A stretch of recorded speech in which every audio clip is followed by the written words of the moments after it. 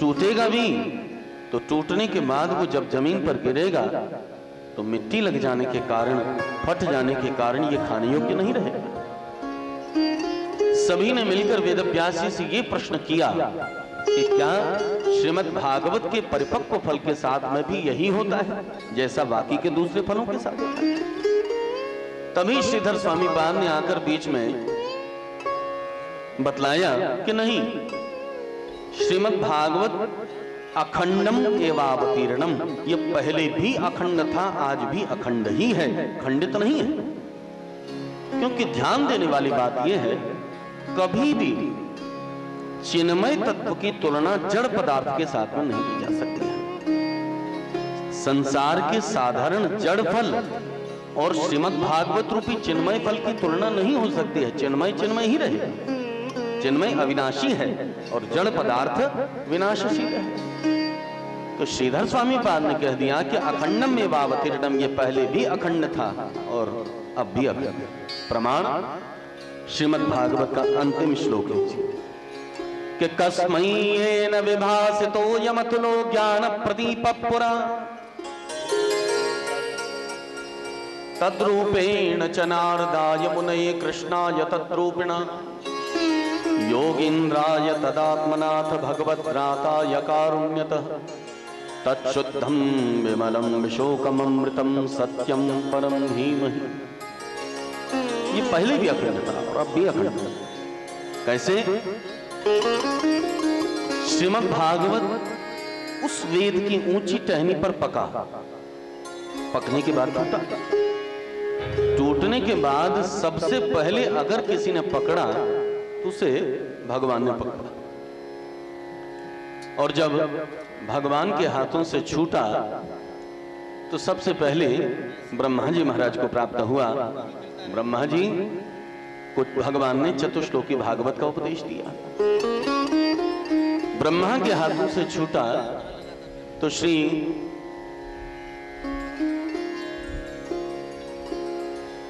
नारद जी महाराज को प्राप्त हुआ। नारद जी महाराज के हाथों से छूटा तो वेदव्यास जी को प्राप्त हुआ। वेदव्यास जी के हाथों से छूटा तो श्री सुखदेव जी को प्राप्त हुआ।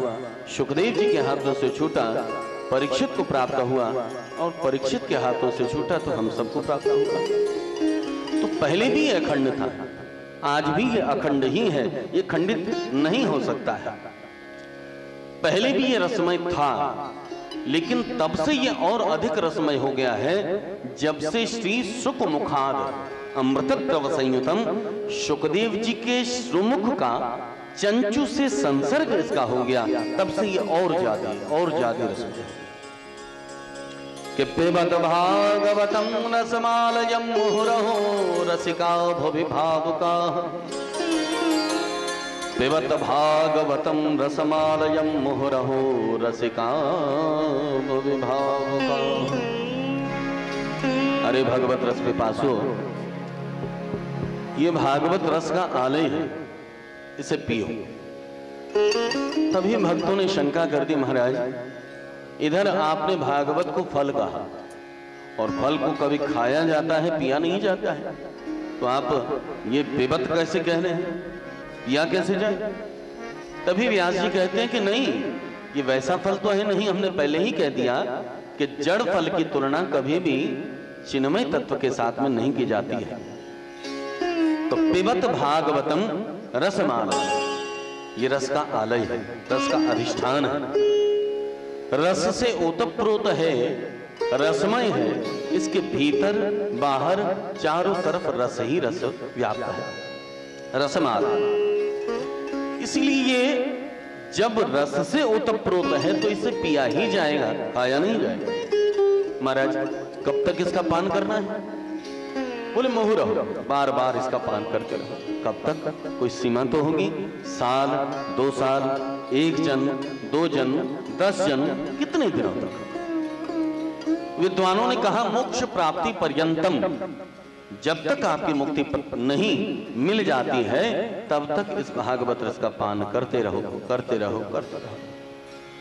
तो भक्तों ने जाकर कहा महाराज क्षमा कीजिए, हमें मुक्ति नहीं चाहिए, हमें नहीं चाहिए, आप मुक्ति प्राप्ति पर्यंत की बात करते हैं, हम तो मुक्ति से कोसों दूर रहना चाहते हैं। हम तो यही चाहते हैं कि बंधन में रहें, शरीर हमको प्राप्त हो और ये शरीर के द्वारा हम भगवान की और भगवान के भक्तों की सेवा कर सकें, बस यही हम चाहते हैं। कपिल भगवान ने माता देवहूति से कहा कि माँ, मैं स्वयं प्रसन्न होकर अपने भक्तों को अगर मुक्ति भी देना चाहता हूं तो भक्त मुक्ति नहीं चाहता है कि सालोक्य सारष्टि सामीप्य सारूप्यैकत्वमप्युत दीयमानं न गृह्णन्ति बिना मत्सेवनं जना। मैं सालोक्य, साष्टि, सामीप्य, सारूप्य सब प्रकार की मुक्ति देना चाहता हूं, लेकिन बिना मत्सेवनं जना, वो तो केवल मेरी ही सेवा चाहता है, मेरे भक्तों की सेवा चाहता है। भक्त को जब मुक्ति चाहिए नहीं तो फिर ये बात बिल्कुल युक्ति संगत नहीं, तर्क संगत नहीं कि मुक्ति प्राप्ति पर्यंत हम इस भगवत कथा का पान करें। तभी वृंदावन के रसिक जनों ने कहा तो बोल ठीक है, मुक्ति प्राप्ति आपको नहीं चाहिए तो जब तक तुम्हें गोविंद की और गोविंद के प्रिय भक्तों की सेवा न मिल जाए तब तक तुम इस भागवत रस का पान करते रहो, करते रहो, करते रहो, क्योंकि भागवत रसिकों का ही विषय है, भावुकों का ही विषय है। खुला निमंत्रण श्री वेदव्यास जी महाराज ने रसिकों और भावुकों को दिया कि अरे भावुकों, अरे रसिकों, सब अपने घरों से निकल कर आओ, इस भागवत रस को भर भर कर पियो, पान करो, पान करो, पान करो। एक भक्त ने हमसे प्रश्न पूछा कि महाराज जी, भगवान ने हमको ये कान क्यों दी? तो हमने कहा कि भाई भगवान ने सुनने के लिए ही दी। बोले नहीं महाराज, सुनने के लिए तो क्षेत्र ही पर्याप्त था, लेकिन ये ऊपर का जो पात्र है, पात्र भला भगवान ने क्यों दिया? आप भी बतलाएं। तो महाराज, भगवान ने ये पात्र का आकार हमें इसीलिए दिया है कि हम इस पात्र में भगवत कथामृत को भर भर कर पिए, पान करते रहें, अधिकाधिक रूप से पान करते रहें। इसलिए भगवान ने 2 कान दिए हैं और 1 मुंह दिया है। कथा अधिक से अधिक सुने और तर्क कम से कम करें, बोलें कम से कम, इसीलिए भगवान ने 1 मुख हमें प्रदान किया है। लेकिन जो लोग कहते हैं कि महाराज वही सारी कथाएं हैं, रोज नई बात तो कुछ नहीं है, इसमें क्या सुनना बार बार, एक बार सुना, 2 बार सुना, कोई नयापन तो इसमें है नहीं, क्यों बार बार सुना? तो गोस्वामी जी स्पष्ट शब्दों में मानस में निरस्त कर देते हैं कि जो भक्त इस बात को कहते हैं कि हमने वही कथा बार बार सुन रखी है, माने वो भगवत रस का पिपासु नहीं है। ये तो डूबने वाली वस्तु है, जो डूबेगा वही पाएगा। गोस्वामी जी ने स्पष्ट कहा कि राम कथा जय सुनत अघाई, राम कथा जय सुनत अघाई, राम कथा जय सुनत अघाई, राम कथा जय सुनत अघाई, रस विशेष जानहु तिन नाही, रस विशेष जानहु तिन नाही, रस विशेष जानहु तिन नाही, रस विशेष जानो तिन नाही, रस विशेष जानो तिन नाही, रस विशेष जानो तिन नाही, राम कथा जय सुनत अघाई, राम कथा जय सुनत अघाई।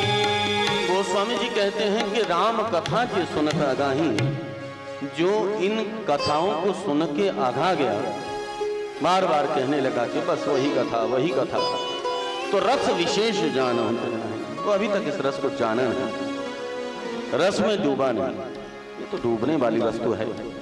दूबो तो पाओगे, नहीं तो वैसा ही कि वैसा ही रहेगा।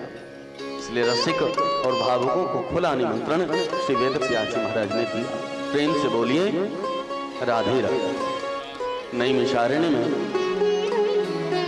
विशाल चक्र तीर्थ में श्री सूत जी महाराज प्रधान व्यास गादी पर विराजमान है। शौनकादि कटपाची 1000 संत जनों ने शौनक जी को अपना प्रतिनिधि बनाया और समस्त संतों की तरफ से शौनक जी महाराज प्रश्न पूछ रहे हैं। महाराज, हमारे ये 6 प्रश्न हैं, आप कृपा करके इन 6 प्रश्नों का उत्तर हमें दें। बतलाएं क्या प्रश्न है आपके? कि किम से यह शास्त्र सार स्वावतार प्रयोजन, किम कर्म केवताराश्च धर्मः कं शरणं गतः।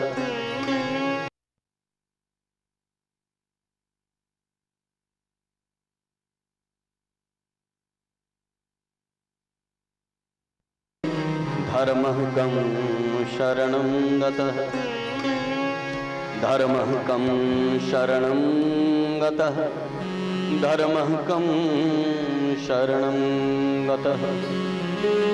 हमारा पहला प्रश्न है, कलयुगी जीवों के परम कल्याण का सहज साधन क्या है? दूसरा प्रश्न है, शास्त्रों का सार हमें सुनाइए।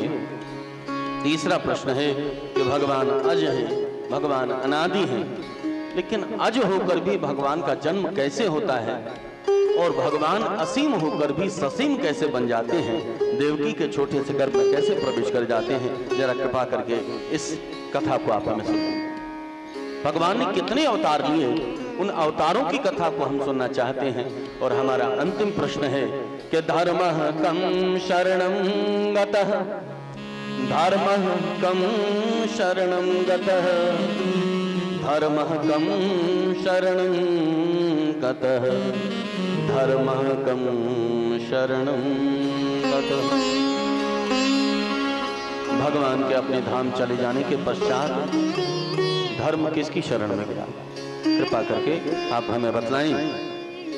सूत जी महाराज बड़े प्रसन्न हो। वाह, तुम्हारे हम इन प्रश्नों को सुनकर बड़े आनंदित हुए, बहुत आनंदित हुए। लेकिन क्या यहाँ पर एक मन में प्रश्न जगता है कि शौनकादिक ऋषिगण जिन प्रश्नों को श्री सूत जी महाराज से पूछ रहे हैं, क्या वो इन प्रश्नों का उत्तर नहीं जानते? पात्रता सभी में बराबर ही है, बल्कि शौनकादिक ऋषियों में सूत जी महाराज से कोई कम गुण नहीं है, कम ज्ञान नहीं है, अपार अनुभव संपन्न है। लेकिन फिर भी शौनकादिक ऋषियों ने आज अनजान की भांति इस प्रश्न को क्यों पूछा कि हमें इन 6 प्रश्नों का उत्तर आप कृपा करके सुनाइए। इसका भाव कुछ और है। जैसे भरद्वाज जी महाराज ने याज्ञवल्क्य जी को देखकर पूछा था कि महाराज, हमारे मन में एक जिज्ञासा जग रही है, आप इस जिज्ञासा का समाधान कीजिए। पूछिए, आपका क्या जिज्ञासा है? सब भरद्वाज जी ने याज्ञवल्क्य जी से पूछा कि राम कवन पूछऊं प्रभु तो ही, राम कवन पूछऊं मुनि तो ही, राम कवन पूछऊं प्रभु तो ही, राम कवन पूछऊं प्रभु तो ही, कहिया बुझाई कृपा निधि मोहि, कहिया बुझाई कृपा निधि मोहि, कहिया बुझाई कृपा निधि मोहि। क्या है और क्या होकर अगर इस बात को पूछे तो कोई आश्चर्य नहीं है, और जो बात है जो सर्वज्ञ है, वो सर्वज्ञ होकर भी अगर अनजान की भांति इस प्रश्न को पूछे तो थोड़ा सा आश्चर्य होगा। और राजी के ये नहीं जानते हैं कि राम कवन पूछा प्रभु कोई, राम कौन है, बात को नहीं जानते, जरूर जानते, लेकिन जानकर भी अनजानों की भांति इस प्रश्न को इसलिए पूछा है क्या केवल किसी महाराज समझ गए भरद्वाज मैं समझ गया तुम्हारे मन की बात को, तुम इस प्रश्न का समाधान जानते हो, लेकिन जानकर भी तुमने मुझसे इस प्रश्न को इसलिए इस प्रकार से पूछा क्योंकि तुम राम की कथा को मेरे मुख से सुनना चाहते हो। राम की कथा को सुनना चाहते हो। राम कथा को सुनने के लिए तुमने इतना अभिनय किया, नाटक किया है। अब समझ तद्रुप बिल्कुल वैसे ही शौनकादित्य ऋषियों ने भी श्री सूर्य महाराज से अनभिज्ञ की भांति, बालकों की भांति अनजान होकर इन प्रश्नों को पूछा कि आप उन प्रश्नों का उत्तर नहीं दीजिए। सूर्य महाराज को बड़ा आनंद हुआ। शौनकादित्य ऋषियों से कहा कि पहले मैं श्रीमद् भागवत के व्याख्याता सुखदेव जी महाराज को प्रणाम करूं, उनको प्रणाम किए बगैर मैं भागवत में प्रवेश नहीं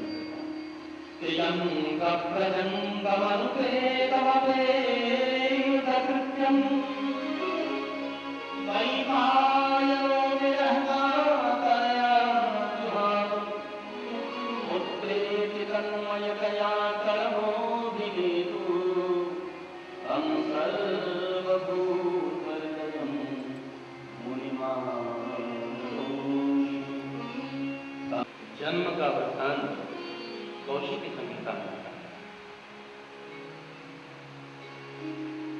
एक बार भगवान के अभिन्न पार्षद नारद जी महाराज कैलाश में भगवान नाम संकीर्तन करते हुए कि श्रीमन्नारायण नारायण नारायण श्रीमन्नारायण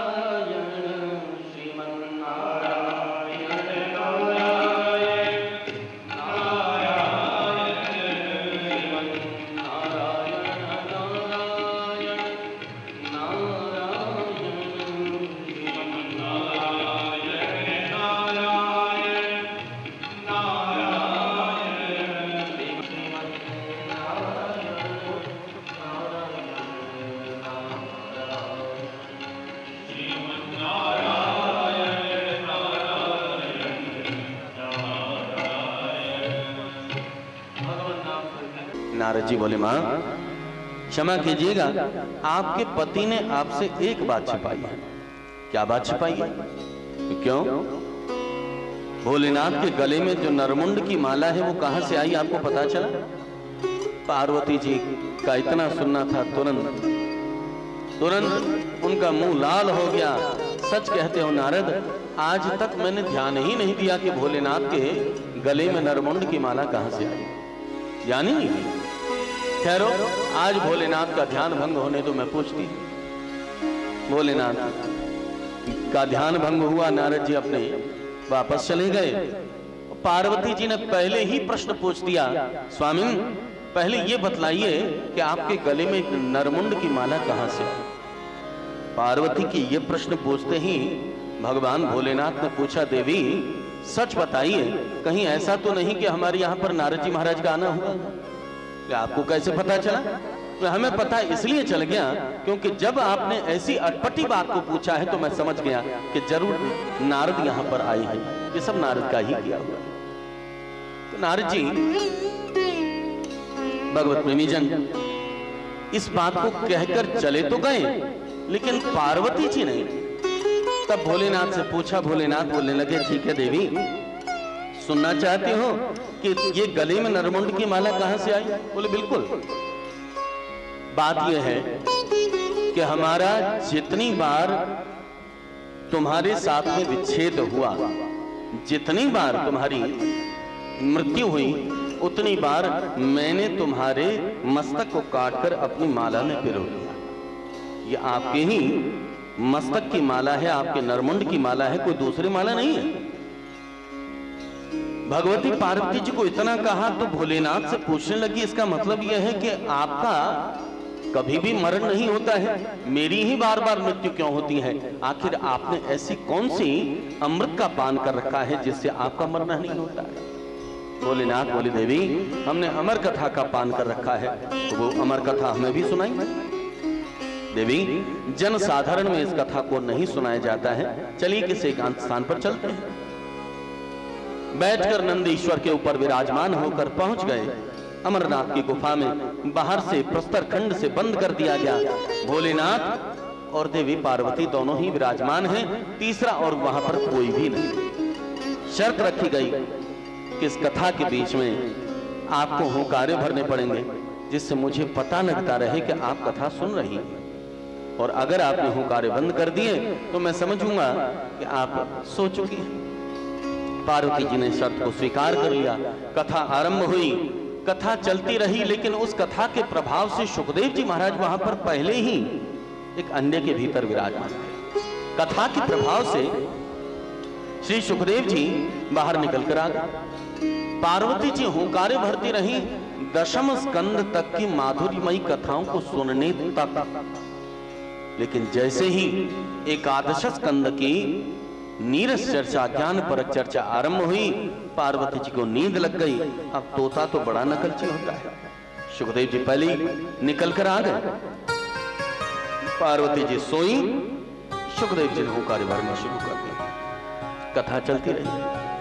द्वादश स्कंद सम्मित अष्टादश सहस्त्र श्लोक श्रीमद् भागवत के जब पूर्ण हुए, भगवान शंकर ने अपने नेत्रों को खोला, पार्वती जी को सोए हुए देखा, बड़े आश्चर्य में पड़ गए। यहाँ पर दो के अलावा कोई तीसरा नहीं था, फिर ये तीसरा कौन है? पार्वती जी सोई पड़ी। हुंकारे किसने भरे? सुखदेव जब दिखे तो सुखदेव को मारने के लिए दौड़े भोलेनाथ, ठहरो, तुमने मेरी आज्ञा के बगैर इस कथा का पान किया है, आज हम तुमको नहीं छोड़ेंगे। सुखदेव दौड़ने लगे, आगे आगे सुखदेव, पीछे पीछे भोलेनाथ। व्यास जी के आश्रम में सुखदेव जी आए। सम्याप्राश नाम का आश्रम। व्यास पत्नी बेटिका जो सुखदेव जी की मां थी, उनको बड़ी जोर की नींद आ रही थी। नींद के कारण उन्होंने जम्हाई ली, और जैसे ही जम्हाई ली, सुखदेव जी को मौका मिल गया, सूक्ष्म रूप धारण किए और गर्भ में जाकर गर्भस्थ हो गए, छिप गए। भोलेनाथ क्रोधाविष्ट होकर ढूंढते व्यास जी के आश्रम में पहुंचे। व्यास जी ने पूछा, भोलेनाथ आज यहाँ पर कैसे आना हुआ? एक धृष्ट मेरी अनुमति के बगैर यहाँ पर आकर कथा सुन चुका है, मैं उसे मारने के लिए आया हूँ, उसने अमर कथा का पाठ किया है। व्यास जी बोले, महाराज क्या बोले, जरा दोबारा बतलाइए। एक अपराधी ने मेरी अनुमति के बगैर अमर कथा का पान कर लिया है, मैं उसे मारने आया हूं। महाराज जब आप अपने ही श्रीमुख से कह रहे हैं कि उसने अमर कथा का पान किया है, और जो अमर कथा को पी चुका हो, क्या उसे मारा जा सकता है? और अगर उसे मारा जा सकता है तो इसका मतलब यह है कि वो अमर कथा है ही नहीं। भोलेनाथ तब सोचने को बाध्य हुए, मजबूर हुए कि व्यास जी सच कहते हैं, मैंने तो अब तक सोचा ही नहीं कि वो तो अमर कथा पी ही चुका है, अब उसके मारा जा ही नहीं सकता। भोलेनाथ उल्टे पैर वापस लौट गए। सुखदेव जी व्यास पत्नी बेटिका के गर्भ में ही गर्भस्थ होकर 16 वर्ष तक बैठे रहे, बाहर निकलना ही नहीं चाहते, क्योंकि जानते हैं कि भगवान की माया बड़ी बलवती है। संसार में अगर मैंने पैर रखे तो तुरंत माया मुझे आकर्षण में ले, नहीं निकलना चाहते। गर्भ से जो तेज निकल रहा था, उस तेज से सारी सृष्टि चल रही थी। 16 वर्ष के पश्चात स्वयं भगवान ने आकर जब सुखदेव जी महाराज को आश्वासन दिया कि सुखदेव मेरी माया तुम्हारा अनिष्ट नहीं करेगी, अब तुम निकलो, गर्भ से निकलो, अन्यथा सारी सृष्टि जलकर भस्म हो जाएगी। भगवान का आश्वासन मिला, तब जाकर सुखदेव जी भूमिस्थ हुए, और भूमिस्थ होकर दौड़ रहे हैं, दौड़ते चले जा रहे हैं। व्यास जी पीछे से पुत्र पुत्र कहकर पुकार रहे हैं कि यम प्रव्रजन्तमनुपेतमपेत कृत्यम द्वैपायनो विरह का तरया जुहाव पुत्रेति तन्मयतया तर्वोऽभिनेदुः तम सर्वभूतहृदयं मुनिमानुतोऽस्मि। पुत्र पुत्र कहकर सुखदेव जो ब्रह्म में लीन है, पिता के पुत्र के उस शब्द को नहीं सुन पा रहे हैं, तब जंगल के जितने वृक्ष हैं उन समस्त वृक्षों ने सुखदेव जी का प्रतिनिधित्व करते हुए व्यास जी को उत्तर दिया, व्यास जी सुखदेव जी को केवल अपना पुत्र मत कहिए। भगवत प्रेमीजन, भगवान की कथा के प्रचार प्रसार का दायित्व भोलेनाथ को ही दिया गया है। और यही भोलेनाथ जब श्री राम कथा का प्रचार प्रसार करते हैं तो हनुमान के रूप में आते हैं, प्रचार प्रसार करने के लिए आते हैं तो सुखदेव रूप में आते हैं। ये कोई साधारण नहीं है जिन्हें केवल तुम अपना पुत्र कह रहे हो, ये साधारण पुत्र नहीं है कि तम सर्वभूतहृदयं मुनिमानतोस्मि आज की जय। व्यास जी महाराज को प्रणाम किया, नर नारायण को प्रणाम किया, सरस्वती को प्रणाम किया। तब श्री सूत जी महाराज शौनकादिक ऋषियों के प्रश्नों का उत्तर देते हैं। तुम्हारा पहला प्रश्न है कि आत्मा की प्रसन्नता कैसे हो, आत्मा का कल्याण कैसे हो। तो सुनो, जब तक जीव सब कुछ करता रहे लेकिन करते हुए अगर भगवान से नहीं जुड़ता है तब तक उसे आत्म शांति नहीं मिल सकती है।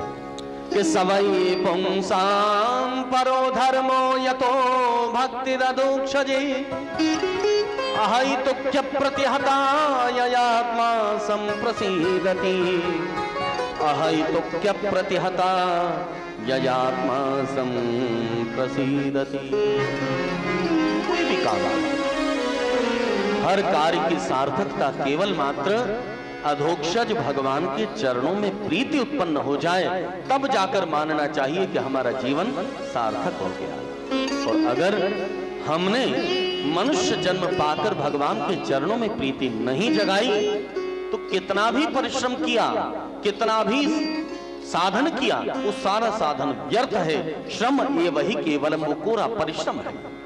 जैसे हमने व्यर्थ में भूसे में लाठी चलाई, अब उसका तो कोई फल नहीं निकलने वाला, कोई निष्कर्ष नहीं निकलने वाला। तद्रूप संसार में रहने से अपेक्षा भगवान ने गीता में सबसे बड़ा सूत्र दिया कि माम अनुस्मर युध्यच्च। गीता का सबसे बड़ा सूत्र है, ध्यान दीजिएगा। भगवान ने अर्जुन से कहा अवश्य के सर्वधर्मान् परित्यज्य मामेकं शरणं व्रज अहम त्वां सर्व पापेभ्यो मोक्षयिष्यामि मा शुचः। अरे अर्जुन, तू समस्त धर्मों का परित्याग करके मेरे चरणों की शरण को ग्रहण कर, मैं तेरे समस्त पापों के नाश करने का वादा करता हूं। ठाकुर भी बहुत स्वार्थी। देखिए, सच बात यह है कि भक्त को भगवान की जितनी आवश्यकता है उसकी अपेक्षा सैकड़ों गुने ज्यादा भगवान को भक्त की आवश्यकता है। गोविंद को अपने भक्त की आवश्यकता है, क्योंकि भक्त से ही भगवान है। भक्त ने अगर भगवान को चाहा तभी जाकर भगवान की प्रतिष्ठा आज सारे जगत में बरकरार है। भक्त नहीं है तो भगवान को कौन जाने, कौन माने।